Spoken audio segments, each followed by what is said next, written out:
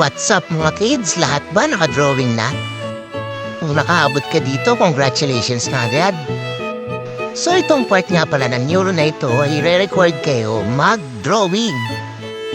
Mag-drawing ng dalawang tao na magkaiba ang kasarian. Shoutout nga pala sa kasama natin ito dahil in-example natin ng drawing yung napakaganda. Tulad ng nakikita nyo sa drawing niya, kompleto yung lahat ng parte ng katawan ng tao. Kung susuriin nyo, sa kamay pa lang kompleto na yung detalye niya. Meron itong mga kuko at yung mga daliri niya ay hindi magkakapare-parehas ng haba at ma-identify mo talaga. Itong drawing lang din yan nakita ko, yung pinakamaganda yung paa. Perfect, napakadetalyado talaga. Ang husay mo, bata. Mapapasan na all ka na lang talaga. Moving forward, tingnan rin yung detail ng mukha ng taong din-drawing niya. Yung mata, dapat merong pilik mata.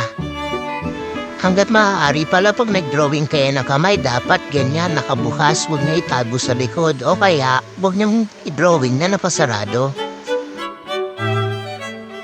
Dapat yung katawan ng taong din-drawing niyo is appropriate din. Yung bang pantay-pantay yung sukat. Tapos, dapat yung suot ng damit sa drawing angkop kung ano yung trabaho niya sa totoong buhay. Tulad nitong drawing ng kasama natin, sa totoong buhay, ang trabaho ng tatay niya ay isang magsasaka. So yung drawing niya is tama lang para sa isang kasuotan na magsasaka. Pati yung suot niya pampaa, sakto lang para sa isang magsasaka. Nakachinelas, alangan namang suotan niya na sapatos, magsasaka nga. Yung mga ganong maliliit na bagay ay pagtuunan pansin nyo rin mga kids.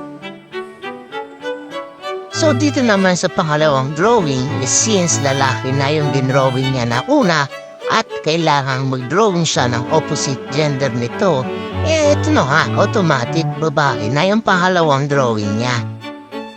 Ganon pa din naman i-observe nyo kung ano yung drawing niya sa nauna. Ang pinagkaiba lang dito is dapat madi-differentiate nyo na babae itong pangalawa niyang drawing. Tulad nito, mahaba yung buhok, tapos nakapalda.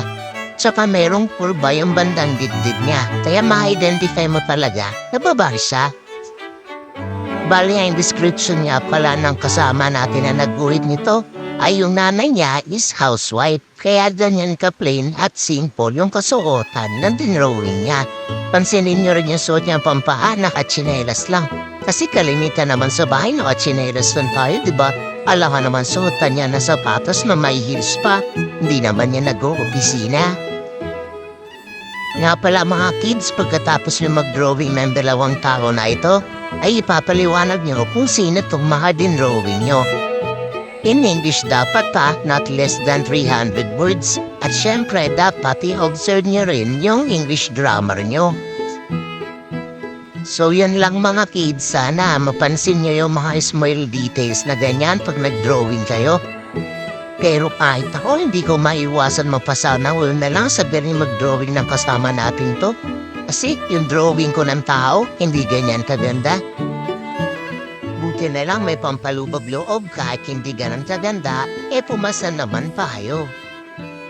O siya, tama na ang bola, practice na kayo para maging ganyang kagandahan drawing nyo. Pwede nyo rin pala titigin mga magulang nyo para magkaroon kayo ng inspirasyon sa pag-drawing nyo. Yan lang. Bye-bye!